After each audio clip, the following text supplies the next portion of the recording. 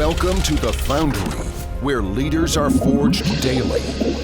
Each week we investigate themes of leadership, entrepreneurship, and mindset with some of the greatest minds in real estate. And now, the data scientist of real estate, George Roberts.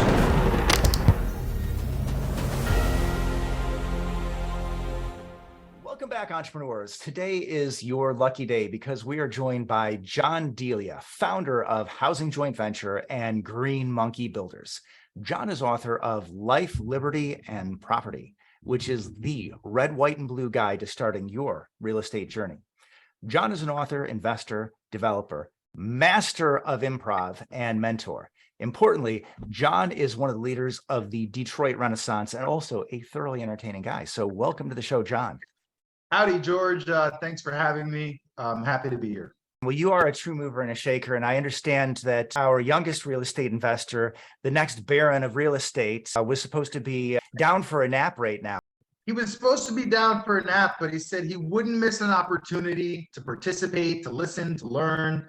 So we'll let the young apprentice join us. Great. So if you're listening rather than watching, you're missing out because John has his adorable young baron on his lap. Let's start with the Detroit Renaissance. You're not a Detroiter by birth, but maybe a Detroiter by calling. Tell us how you got here and what is your investment thesis? Awesome. Well, I'm not a Detroiter by birth. I'm actually a New Yorker. I've been in the Midwest for about a decade. And our investment thesis is around maximizing purchasing power, focusing on investing for income, but we like value add and we like long-term appreciation. And I remember younger in my career, I always wanted to be a developer. I always wanted to be a builder. However, back in 2015, 16, I guess, mid-career, mid-decade, we realized that there was such an abundance of vacant units from the great financial recession of 2008, 2009, that initially I said to myself, John, it doesn't really make sense to build from the ground up. And I figured if you want to cut your teeth in real estate, you should go where your skills are necessary. And as I mentioned, being a New Yorker, young in real estate is 45, 55 before you get to begin in New York. And I said, oh my gosh, why would I build new when in Michigan and in Ohio, there's a plethora of opportunity. So as we began to scale and grow, we recognized that, Central Ohio was beginning to boom and there was a need for our value add skills in Detroit. And that brought us to Detroit nearly 5 years ago. I know that does fit your skills very closely because one of the things you become very experienced in is taking these historical buildings and preserving them. And I know that Detroit, Ohio, a lot of old money built these places up. A lot of that money is gone, but the architecture is still here if we can maintain it. Exactly. And that's one of the things that was so attractive. When you think about Detroit is a former, I want to say, Parisian-esque city. So when you look at the structures there's a lot of brick, a lot of high integrity, and a lot of architectural gems there. So, with our thesis in Detroit, we mostly only buy brick buildings, apartments, residential, et cetera. And, as we mentioned, we're renovating 100-year-old structures and bringing them back for the next 100 years.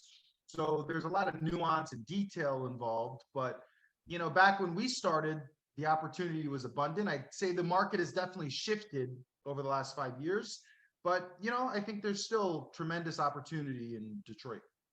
Yeah, outstanding. And I think one of the ways or one of the characteristics about you that allows you to operate so effectively in an area like this, you don't shy away from the rough areas. So I've heard you say that you go for areas that are 1/3 vacant, 1/3 tenant occupied, and only 1/3 owner occupied. So that's maybe not where most real estate investors' heads are at. So maybe you can explain how you got to that, not how that helps you identify areas. Like, what is your pattern matching skill that allows you to find these areas ripe for renaissance? Well, George, I want to say thank you for remembering the 1/3, 1/3, 1/3 analogy. So I do appreciate that. I'd say this, getting into real estate, before I started buying buildings, I was very much interested in equities markets, the stock markets, et cetera. Mm-hmm. And I found myself being a student of Benjamin Graham, Dodd, and Warren Buffett particularly. And, the analogy of not just value investing, but, and I hate, it sounds horrible today, but cigar butts. For the most part, I find myself being contrarian, not for popularity, but because we still believe that the mass market doesn't understand what we see. And what I mean by that is that one, urbanization and gentrification have been a big theme in real estate now for the last decade. So I never wanted to be in a neighborhood where we're pushing people out and we're making it inaccessible in terms of rents and values. But two, as Peter Thiel would say, competition is for losers. And it sounds rigid, but we want a monopoly. So we've gone into the philosophy of becoming a market maker. And what that means is you go into a community that actually needs you, that has low competition, or the mass market in terms of investors are circling for safer, better quality schools, etc. Our investment thesis and our time horizon is over decades, not over 24 months or 6 months or quick flips. So we recognize that not only could we enter these neighborhoods and add value, but we could create our own comps and create our own, base by setting a standard. So what we typically would do is we'd go into these communities and we call it a critical mass node. We buy a critical mass of assets within a certain geographical proximity, 0.5, 0.1, a mile away. And that's really to set your own comps and to set your own values. And then we put in a base level of standard in terms of the renovation standards, how we would improve it, etc. And, one thing that sounds crazy, most people would say, John, why would people want to live in a vacant neighborhood? Why would they want to live in a neighborhood with vacant and blighted houses? And I'd say, hey, Mr. or Mrs. Investor, across the country, we're dealing with an affordable housing and a housing crisis. So we don't have actually enough naturally reoccurring affordable units in most American cities. And we say to ourselves, most people in most of these neighborhoods that were kind of post-Great Recession, still blighted and needing love, there are still people, and I'll give the example of the single mom who's doing her best. She wants a better opportunity for her child. She wants a decent quality place to live. But a lot of those neighborhoods were scattered with, I'll just call them a slumlord, scattered with disinvestment or people who cut corners. And we recognize that if we could bring that standard up and show that there could be dignity, there could be integrity and quality, we haven't had a shortage of a tenant base or an occupancy base. So, I love that thesis because it allows us to go in, get a critical mass, and then really set the standard. And what we've seen over the last decade is as the mass market follows us into these neighborhoods later on, it really does force the values. And then you see these assets once again trading at, record numbers. Well, I just love that. And I know one of your quotes is that it's not about the vacant house, it's about the rebirth of what the community represents. And people want to be part of that process. So I think that's really amazing. But before I ask you about the critical mass, and I really do think that is one of the facets of your real estate investing thesis that I like most. All right, love Graham, love Buffett, just love the story of the cigar butt. So I'm a little bit of a storyteller. So if you don't mind, I'll just jump in there as an old value investor and say, Please. What is a cigar butt, right? It's something, it's dirty, it's smelly, but it's so cheap, it's free, right? And you might have one good puff left. So they go and find these companies where, you just had literally more working capital than the market cap, and just go in there and buy something, which, like Northern Pipeline, you go in there, you force the company to give a dividend, and all of a sudden you're rich. So yeah, really great. Speaking of great investment theses, I think Graham had a few, but now let's get back to this critical mass. I mean, a lot of people talk about like, oh, if I could just buy the street, if I could buy the neighborhood, I could turn this place around, but you're actually doing that. So you mentioned, I mean, obviously you've got criteria. You're saying it has to be all within, say, a half mile or a mile. And how many units, what percentage, what does it really entail to have critical mass? So one, going back to what you just mentioned about the cigar butts, the buildings in these communities never really lost their intrinsic value. And that's what I mean by yesteryear, when Detroit was top 3 markets in the country in terms of economic development, the integrity that these homes and structures were built with was quite incredible. So once again, as a former New Yorker, for the price I was buying buildings in Detroit, you couldn't get a parking spot. but the integrity of those buildings were comparable to a lot of communities in New York, but people don't really leave their markets initially. So we recognize that, oh my God, this is the same asset. It's in a different geographical area, but the integrity, the quality, the standards are there. Next, in terms of a critical mass, I'm talking 4 to 12, sometimes more units, meaning, and a unit is a door, for, I guess, the industry jargon. But for the most part, in Detroit particularly, one thing about our thesis in Detroit that's different from some of the others is that they have a lot of what they call flats, but we call them duplexes, meaning, you know, instead of going in for an SFR, single family, we said to ourselves, oh my gosh, we can get a flat, a 2-unit brick building, vacant, you know, so a dual income or dual rental potential, and we can still create the level of value for a nominal additional cost. So within certain geographical areas, our jargon is a growth value neighborhood. So it's close to infrastructure, lots of parks. Parks are a good thing when you look about neighborhood development. People want green spaces, great access to public transportation, a certain catalyst for economic revitalization, whether it's a major employer, whether it's a hospital. I mentioned the proximity to downtown. So within these growth value neighborhoods, we like to say, hey, if I hop on the highway and I'm 10 minutes from downtown, that's a home run. Now the market, especially in Detroit, has focused on downtown, New Center, et cetera, sprawling out. And that's exactly how cities were founded and rebirthed.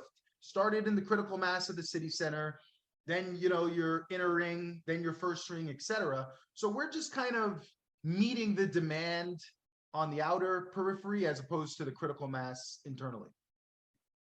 Excellent. And as you said before, it's about providing people with dignity, respect, and quality housing. We're not talking about something fancy here, but as you mentioned, you have all of these great things in the city. You have extraordinary architecture, right? You might have full brick construction, something you may not even see in the expensive suburbs. The workmanship might even have stonework, things that you're not going to see elsewhere. And again, you might be able to hop on the highway and be downtown in 5 or 10 minutes. That's rare. Those are real assets. They really are. And I mean, when I'm talking about hardwood floors in each of the units throughout, you know, when you look at the fireplaces and the type of old world ceramic work that you see, and then the size and scale of these structures. I mean, I'm talking 2,500 plus square footage for a 3-bedroom, 1 bath. But even though some of them don't have that half bath, you'll find in some of these units back then, they would do a bathtub and then right next to it would be a walk-in shower in the same bathroom. You're like, wow, you know, so normally you'd see that in an owner's suite of a suburban home, but as a minimum standard, we said to ourselves, wow, this is incredible. With a detached garage, quite incredible. Yeah, great stuff. So I wonder if you could just bring it home. Just give us a heartwarming story of one of the neighborhoods that you've impacted. Just tell us about what it was like to go in there. What was it like when you came in? What did you have to do to get it up, and maybe some of the impact on the lives of the people? So that's a great opportunity for me. I'm going to share a story that I don't often tell, but I tell it to my friends, but I haven't shared it on a podcast. So we're going to hear it here first. I'm going to use Detroit as opposed to any other market because we're talking about Detroit. And, you know, so my wife is also a brilliant woman, PhD. And, you know, she was actually one of the reasons I started heavily looking in Detroit outside of when I first discovered it in 2012. And I remember, you know, in one of the neighborhoods specifically, we were in contract for a duplex. And previously my rule is I don't buy occupied units because I don't want to deal with an existing resident or evictions, et cetera, the trauma, I don't want it. Next, I have to walk through and physically look at any asset before I buy it. So that's kind of my base level of rules. I'm going to walk through it. I'm going to look at it. I don't care if it's vacant. I don't care if it's unboarded. I need to really know the asset and sift through it. So essentially we were in contract to buy an asset. And it turns out that even though I walked through it, even though I went to it, the data in MLS was wrong. And they had switched the properties where we thought we were buying this corner brick building. I actually bought a building 2 houses in next door to it, which was a mistake. And not only was it a mistake, but the building that I purchased was a drug house. It was a drug house. And there was a significant amount of activity coming from this home. I mean, to the point where it was unacceptable. It was unacceptable. And, you know, so I purchased the home because it was still a quality asset. I purchased the home. And I remember within the first month, I knocked on the door. I said, hey guys, you know, my boss, he bought the house. I typically don't tell people that I'm the owner, I'm the landlord. I give myself some proximity. I said, hey guys, my boss bought this house. We're going to take it back. We got to warn you that you're going to have to leave. You're going to have to shut it down. And I'm talking, this sounds crazy. It was like The Wire. There's like these street level drug dealers. And I was like, look, tell your man, you guys are going to have to leave. And, you know, because we had some time before we were going to board it up, clean it out, etc. So I figured, look, I'm not going to be here to be too rigid, but I'm going to give them time to wind down their operation and to move. Continuing it, I came back 30 days later, knocked on the door, said, hey guys, I'm back. My boss, seriously, my job, you guys got to go. He was like, oh, the guy you talked to, he's in jail and we're not going anywhere. Long story short, I ended up getting really, really frustrated because here I am, I'm an operator, I'm a small operator, and these guys are infringing on my economic rights. So I decide to call the tip hotline and I call them and I say, hey, there's a drug house on my block. I see it, I'm watching it. I want you guys to do something about it. And I swear to you, this is going to sound so ridiculous. Within 2 hours, the boss called my phone and say, hey, I want to meet with you, you know, blah, blah, blah. So I said, okay, cool. I'll meet with you. I have no problem meeting with you. And I remember, and I'm going to wind down this story, but the next day I met with him. His name was John too. And his pickup truck was nicer than my pickup truck. And I go in front of this house, but he had a guy in the front seat who I want to say was a not so kind drug person. Anyway, I hop in the back seat and maybe I'm fearless, maybe I'm naive, but I hop in the back seat and I remember the guy in the front seat turns around, looks at me, and he looks in my eyes and I look at his eyes, and he realizes that I'm not kidding, but I'm also not, you know, I'm like the real deal. I'm not just here playing investor. Like, guys, this is my economic rights. Long story short, I told the guy, look, I know you have a business. I have a business too. I had a copy of my book. I said, look, you're in the wrong business. You need to buy buildings instead of doing what you're doing. Gave him the copy of the book. And I said, look, buddy, I'm not here to tell on you. I'm not here to be a thorn in your side, but I need my building back and I need it back as soon as possible. So we made an agreement. I would give him 30 days. They would shut down the operation. But he said to me, look, I'm not going to go too far. And he ended up moving across the street to another vacant house. However, within the next 45 days, most of the houses on that street began to be boarded up. I did what I was supposed to do in terms of filing vacant registrations, board up the house, etc. And before you know it, this very active drug corridor shut down and was no longer dealing drugs in this community. And I'm talking, it was bad. So I know that's kind of not the story we expected, but for the most part, I don't want to call it fearless either, but securing my economic rights and ensuring that, hey, my investment was going to be safe forced me to become uncomfortable, have tough, difficult conversations. And ultimately, on this block was highly vacant, but a block down and a block up was occupied. So I ultimately helped shut down a drug corridor that otherwise was neglected and nobody could do anything about it. I'll tell you what, that is a great story. And I am very glad it turned out well for you, but I can't help it, but reminds me of a man who makes it to the pearly gates. He meets St. Peter and says, St. Peter says to him, you know, did you have any good acts in your life? He said, no. Did you ever give any money to the poor? No. And St. Peter says, well, you know, that's really bad. You know, we've got to find something here. You know, have you ever had any acts of kindness to those who really couldn't stand up for themselves? And he said, well, yeah. As a matter of fact, there was this one time, this angry motorcycle gang started pushing around people. They walked in the joint and they, you know, when they grabbed this woman and took her purse, you know, I got right between the lady and the meanest biker in the gang. And, you know, he stood up for her, right?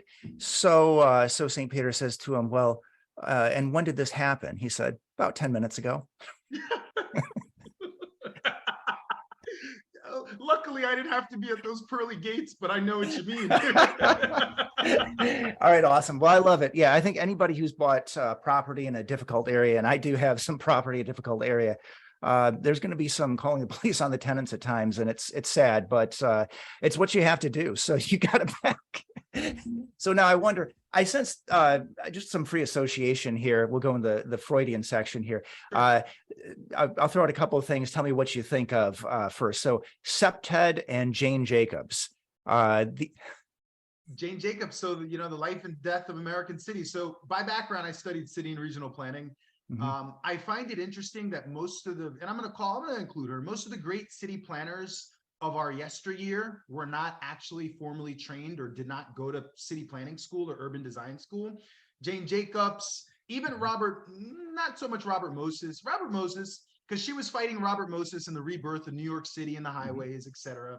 But I just look at these advocates for the quality of life, for putting the person and the pedestrian above the automobile and above the infrastructure, and just what it takes to have a beautiful, livable community. So, I think Jane Jacobs was an advocate most of us needed.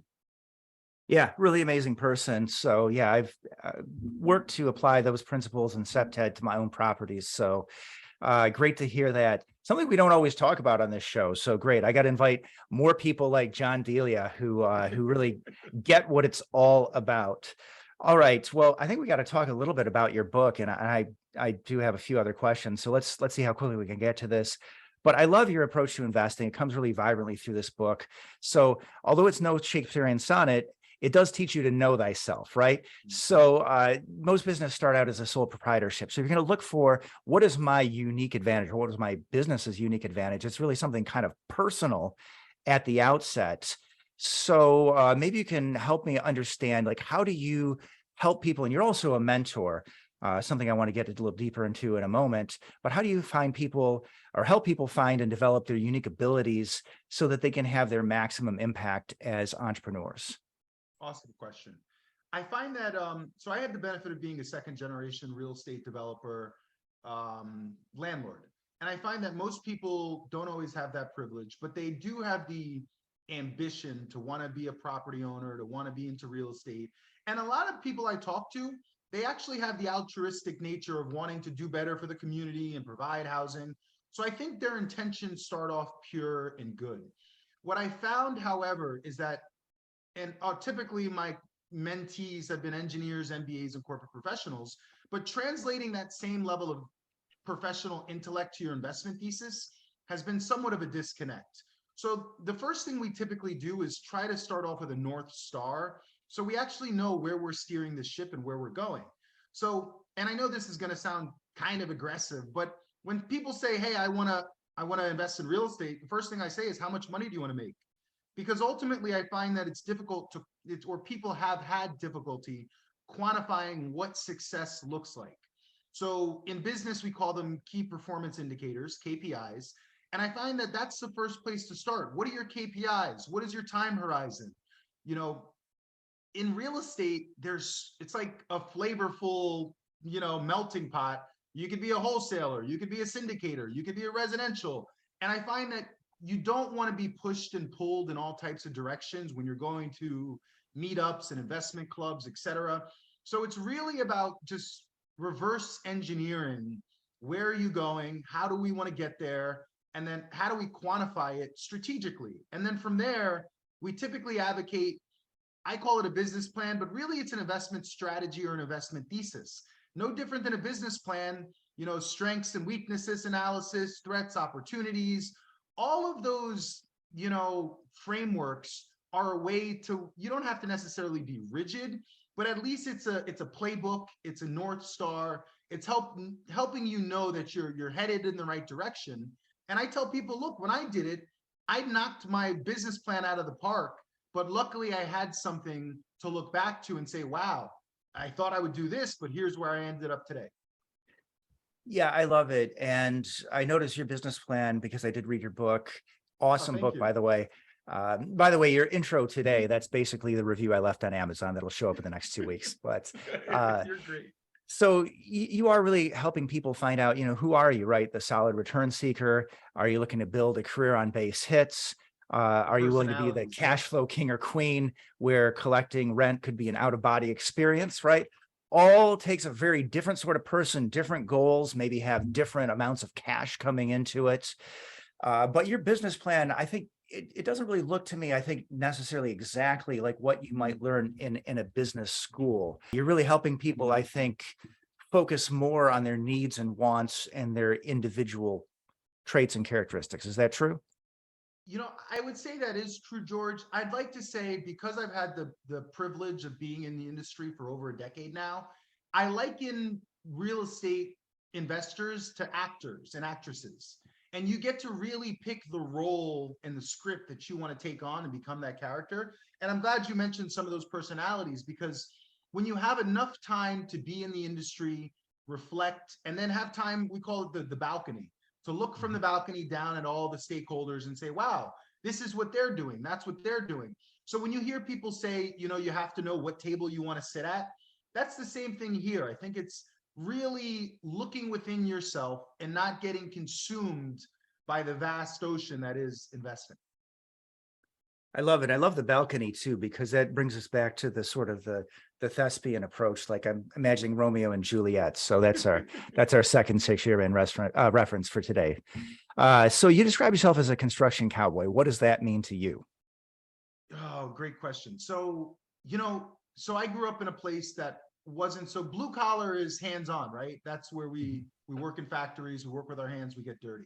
I grew up in a place where people went to Cornell, Harvard, Stanford, all of these schools, Syracuse, like right away. And for me, my path was not necessarily doing that from day one, although I ended up at a school of architecture. Initially, I got a real estate license at 18, and I worked hands-on in construction as an apprentice from 19 for the last decade. And initially, I found a lot of shame in that because, my trajectory initially, I thought I would go to Stanford Law School and get a JD MBA and all these things to be accepted amongst my peers. But what I realized is that there, in my opinion, there was no better experience to prepare me for where I am today, besides being on a job site and becoming a technical expert. And the reason I say construction cowboy, one, I don't know if you noticed in the intro, even though I'm a New Yorker, I say howdy. And two, when you look at the boots and the type of gear that construction workers wear, I found myself in these leather kind of construction cowboy shoes, and I would be covered in dirt and dust and all the types of dirtiness. And I just began to embrace it and just have fun and realize that here's a privilege that I get. And, in his book, I think it was Jim Cramer in his book, Confessions of a Wall Street Addict or something like that. And, being on the back of a bucking bronco is kind of like being in Wall Street or in business. And your job is to stay on. So when you see these cowboys get on this big bull and they're holding on for their dear lives, and we know you're going to get thrown off. It's just a matter of when. And that's kind of the same analogy to real estate. You might get thrown off, but if construction, when the contractor says, hey, it's going to cost you more. Hey, we opened the wall. It's like, all right, I get punched in the throat. Let me get back up. Let me catch my breath. Some more Chip and Joanna Gaines there, huh? There we go. Here, right behind me, that's my analogy of being an entrepreneur. I think about the fire of entrepreneurship. So the foundry, obviously that's a metal casting plant. I'm mixing my metaphors, and I know some people are sensitive to that. I met a guy who actually did work in a foundry. He says, hey, you're mixing your metaphors. I said, yes, I'm doing that very much consciously.